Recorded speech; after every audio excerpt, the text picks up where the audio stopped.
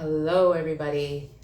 I'm just getting a little bit of air here before we jump into our live discussion for today, which is about shifting gears over the last 4 weeks, where we've been talking about burnout from the perspective of the hero mask.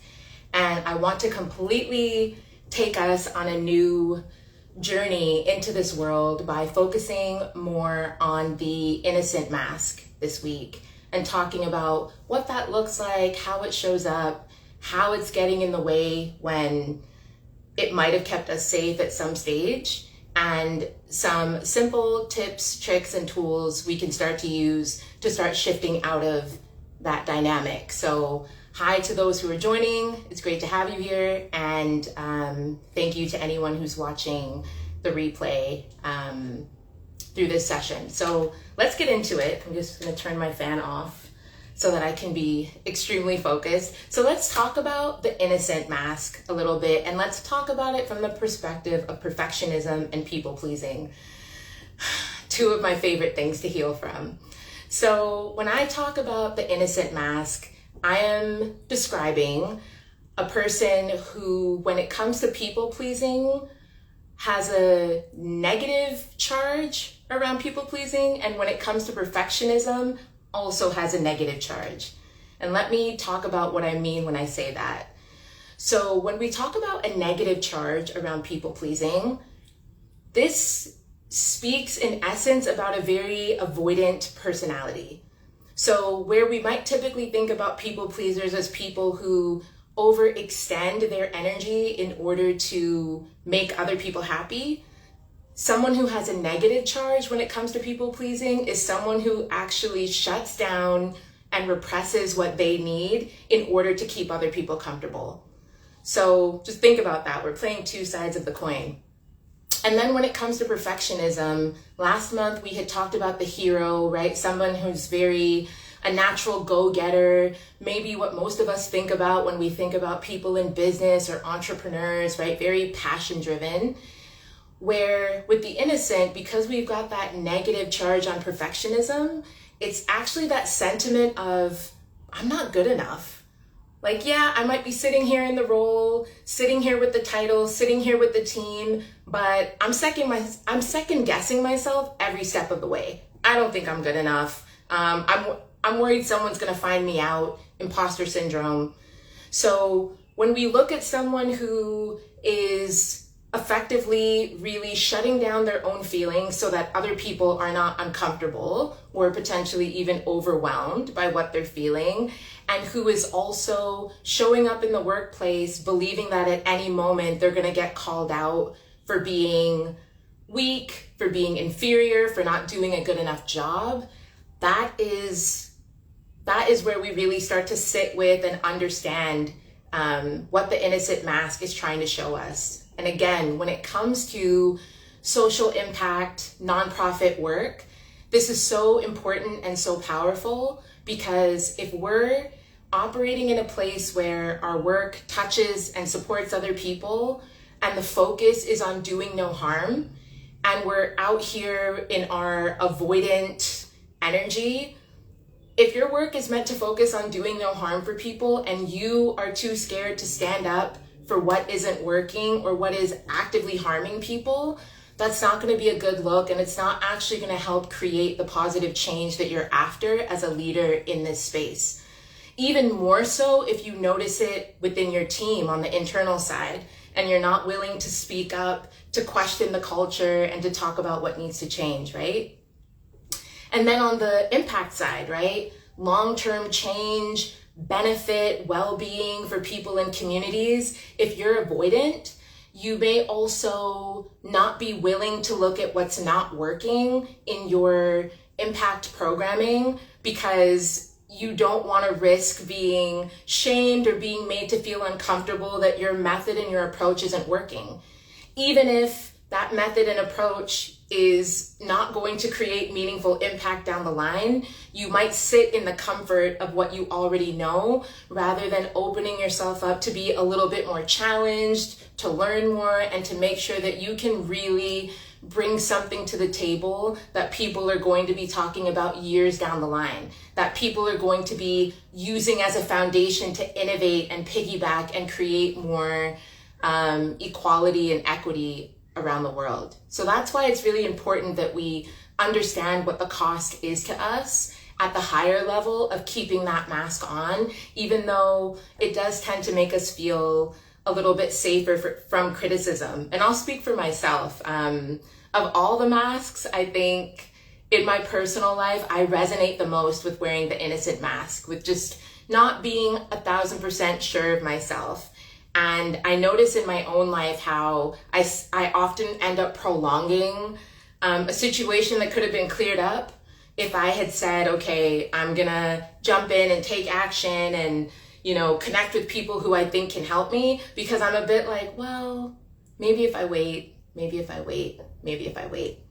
And that's what we're about to jump into next. So let's help you bring this alive around how the innocent mask shows up. And I shared a carousel this week, which is on my Instagram page, if you go and check it out, which talks about the journey, essentially, that someone wearing the innocent mask goes through as they start to get a deeper awareness that something's not right, and it's very likely burnout, right? So you're welcome to go and check that out after the live. But for those who are listening right now, I want us to walk through this because it shows up in different ways as compared to the hero mask that we talked about in previous weeks. And it's important to recognize where you might be slipping into that, because even when I was putting together my thoughts for this week, even I was kind of like, oh yeah, like some of those behaviors are some of those behaviors are things that seem very normal to me, and yet they are telltale signs that we are on a slippery slope. So I've talked about the burnout being an iceberg, right? And how the symptoms are the iceberg and the water level is our emotional reserve, right? So people might only see what's at the top and dismiss it and not take it seriously for the giant iceberg that it really is. So let's get into it, right? When it starts with the innocent mask, in the short term, let's say funding has run out, right? Or you're having issues with a partner organization. The innocent mask tendency is to kind of just say, you know what, let's just wait. Let's be patient. Things will get better. Things will be fine. And that is not inherently a problematic stance to take, right? It's often one that's born of patience. Like, it's beautiful to have that skill set. However, there's a question of when are you presenting as the person who is just going to wait for things to get better, when behind the scenes, this is actually what's triggering your brain fog. You're overthinking, you're stressed, you're worried that I don't actually want to make a decision to resolve what's happening and have it backfire on me and then have people criticize me, right? There's a difference between really cultivating an inner peace and stillness because you trust that things are going to work out and you're taking aligned action, versus saying, let's just be patient on the outside while I'm freaking out and doubting myself and spiraling on the inside. So if you recognize that in yourself, you might be wearing the innocent mask. Then water levels come down a little bit more. We get into the medium term, where in your organization, you might recognize that as a period of instability that's been going on for a few months. People might be leaving the organization, things of that nature. And this is where exhaustion tends to creep in. And remember, as the innocent mask, you've been sitting there saying things will get better, it'll be fine. And once people start leaving the team and more work gets heaped on your plate, you start to normalize that exhaustion. I'm just a little tired, when really you know that you haven't been sleeping nights at all and that you have no energy to really show up and lead and fill the gap of people that have left and of the lack of stability that exists, right? It's really when we start to normalize and just make fatigue and tiredness part of our routine that we need to check back in with ourselves and really understand and recognize that burnout is at play and we're sliding down that slippery slope. All right, next level. And this is one of my favorites. It's quite an interesting one. So the water reserves go down more. We are now in long-term, normalized, day-to-day toxic productivity in your organization, right? It's normal that you're not sleeping. It's normal that you're not talking about it because you think that things are going to get better. And this is the point when many of us who have found ourselves wearing the innocent mask now lock into full procrastination. And I don't mean procrastination in the normal sense of like, yeah, I'm just putting off the work that I have to get done. I mean procrastination of your self-care and your well-being. And this is usually when your physical body starts to go. Illness, sickness, dis-ease in your body.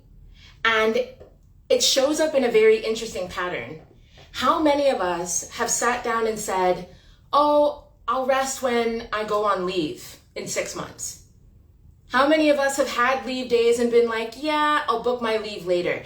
That is a form of procrastination where you put off what you know is going to be healthy and beneficial and sustainable for you as a leader in order to stay in the grind, right? And again, if you already believe that you're not good enough and you don't deserve to be there and you're going to be found out, it's going to be a lot easier to justify to yourself that you should put off taking care of yourself.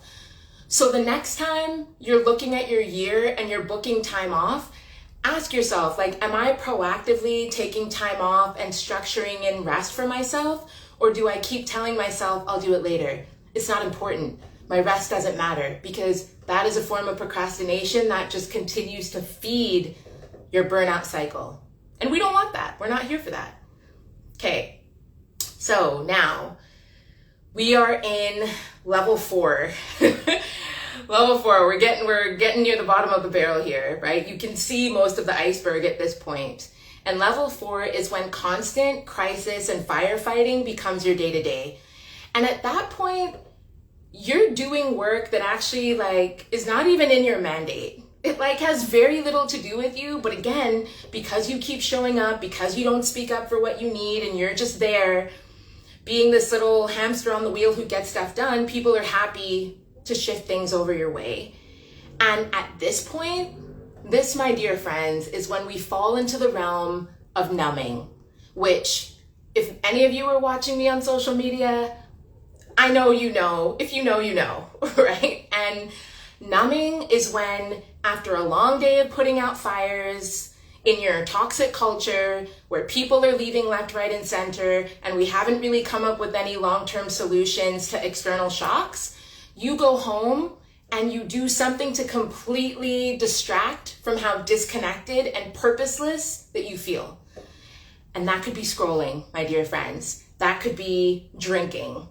That could be any vice you can think of that doesn't actually serve you in a healthy way, right? And again, okay, great. Being on social media and watching something funny that helps you bring in humor and alleviate your stress, that's a great thing. Doing that for 5 hours every night, maybe not a great thing, right? Grabbing a drink, going out, socializing with friends, taking the edge off, getting a big picture perspective, maybe a great thing. Being in your apartment by yourself, drinking 2 bottles and falling asleep out of drunkenness, maybe not such a great thing, right? There are lines to all of this, but the bottom line is truly that this is when our addictive tendencies tend to take fold, because we're literally looking for an escape that just feels better than the situation we're at in work. And so again, please pay attention to your numbing. You can numb with food, you can numb with substances. It's just important for us to gain that awareness, because when we're so busy numbing, we're actually not living a life that we enjoy or participating in work that we enjoy that fills us up, and we're looking for it in other areas that might not serve us in the long term, right? And then finally, when it comes to the bottom of the barrel, we are at level 5, threat level midnight. Things are not great at this point. And this is probably when it is most obvious to you that you're experiencing burnout. And this is when team dysfunction becomes your norm. And what do I mean by that? That's conflict in your team, people undermining each other, performance is suffering. We just cannot perform. We can't get anything done. We can't deliver. And what good is your organization or your mission if you can't deliver because people can't work together, right? And so with the innocent mask at that stage of the game, this is usually when deep emotional suppression is happening. You are so fully aware that things aren't going well, things aren't working, your needs are not being met, and yet you continue to sit in silence because you worry of what criticism might come your way if you speak up or you try and address what isn't working, right? And what that does is it just feeds the loop all over again, because as many of you listening know, when we suppress our emotions and that energy sits in our body, the body keeps score, it causes disease, it causes more physical pain, discomfort that actually, again, keeps you from actually getting in the game and showing up and participating and trying to be an active and healthy contributor to your workspace, right? And we don't want to see things like that. So I hope that by just kind of painting a bit of a picture of the levels and the depth and the experience that you might be going through, if you've worn the innocent mask, or maybe you've even seen others go through this, but you haven't really had words or language for it, that's how deep it can get, right? Before we actually start to go, oh, like this might be me burnt out. This might be me needing support and needing tools so that I can come out of this, right? So again, if you're feeling lost or uncertain, but you hesitate to reach out for help, you might be wearing the innocent mask. If you're struggling alone and hoping someone notices and will come in and just like presto changeo, bring in a solution and make everything better without you needing to communicate what's going on, you might be wearing the innocent mask. And if you also assume that people won't help you, people won't care if you do speak up, then you might be wearing the innocent mask. So I'd love to hear for those that are on the line or listening to the replay, like which of these levels of coping resonated the most with you, and what else have you seen? Like if you have the vulnerability and the bravery to acknowledge when you've worn the innocent mask, what have been some of the things that you've maybe done to try and just take the edge off and make it easier on yourself? Because it can be scary and it's difficult. It's really hard to confront an inner feeling of lack and to bring that to people that you maybe don't trust, right? So as we round out for today, I think it's really important to mention that in the work that I do, we use this model called the Bridge Framework. And the R in Bridge Framework is really focused on this question of resilience and whether the way that we are coping actually helps us to be stronger, or whether the way that we're coping actually just takes us down that loop, lowers our emotional reserves, and makes our experience worse, which at the end of the day gets in the way of your mission, gets in the way of your impact, gets in the way of your legacy. And that's not what we want, right? So again, as we think about resilience and the Bridge Framework, the way that we approach our work is also very holistic. So we like to make sure that we're looking at limiting beliefs and the childhood, young adult, early career patterns that have made wearing the innocent mask feel safe for you. So it's really important that we take the time to look at that and break that down so that we can create something new. We also make sure that we take the time to really look at what is the state of the relationships that you encounter at work? What are the dynamics that you have with people? What feels safe to you? What feels unsafe? How does that influence the mask that you wear? And then lastly, we really focus on what is a new kind of energy that you can bring to your work that will change your practical reality so that you can start to move up the burnout loop instead of going down the rabbit hole and feeling stuck, right? And so as we round out today, I want to leave those of you who resonate with the innocent mask with a few tips and ways that you can start to think about shifting out of that, right? So let's start with belief system and your mind and what you really think. So for someone wearing the innocent mask, it can be really helpful to start speaking up, using your voice, opening your throat chakra by using curiosity, right? Instead of feeling, okay, I'm gonna come off as vulnerable, people are gonna think I'm unprofessional and I don't know what I'm doing and I'm not good enough if I speak up and ask for help. Instead, flip it and say, you know what?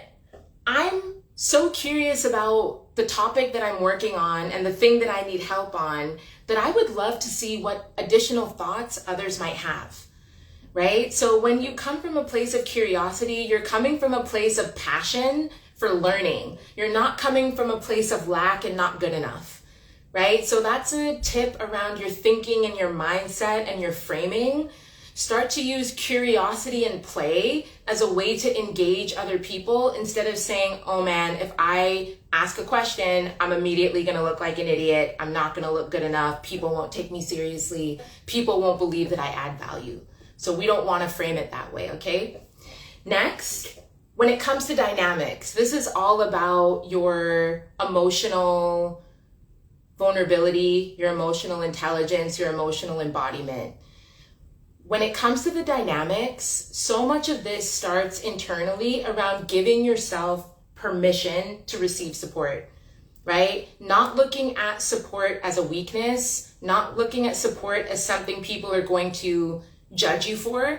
And again, if we're operating in this place of mission-driven work, do you look down on and judge the people and the communities that you serve because they need your help? No. In fact, you're probably quite grateful that these people are in a position to actually recognize that you can offer something that's going to make their life better.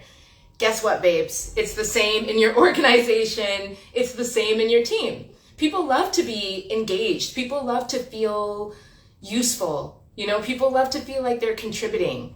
So remember, by you actually being willing to open up in relationships and create that space for more curiosity and collaboration and play that's going to help you, you're also creating that for other people. And especially if you're a leader, that's such an important way to invest in your team and retain people and watch them grow, right? So again, dismantling that me needing help makes me weak into actually me opening up the floor for other people actually just creates more opportunity for everyone, right? And that's an abundance mindset, which we want you to move forward with.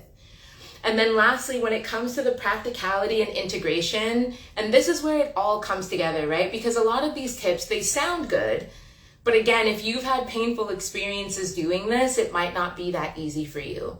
And so this is where it's really important to be honest about who you trust.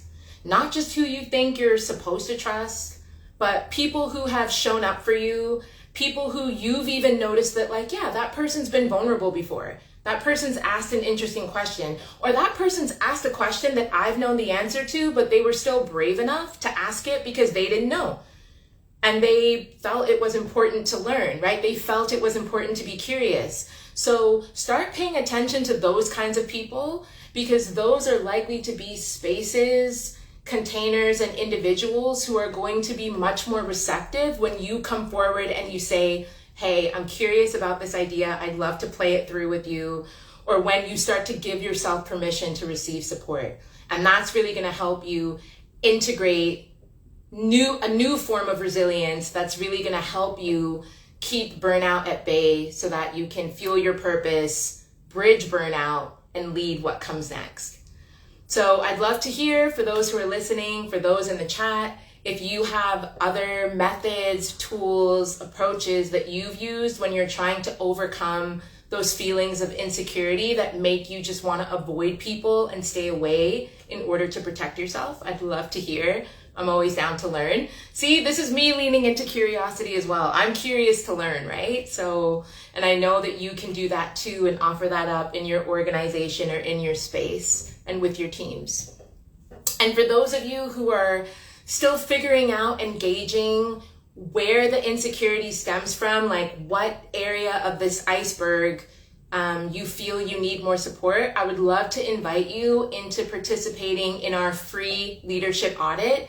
It takes like 3 minutes to fill out, and I will hand you back a beautiful report that helps us both really understand what areas you want to grow in within the organization, but also within your own self personally, right? So that we can do a better job of bridging what your workplace experience is with some of the healing and growth areas that you're working on.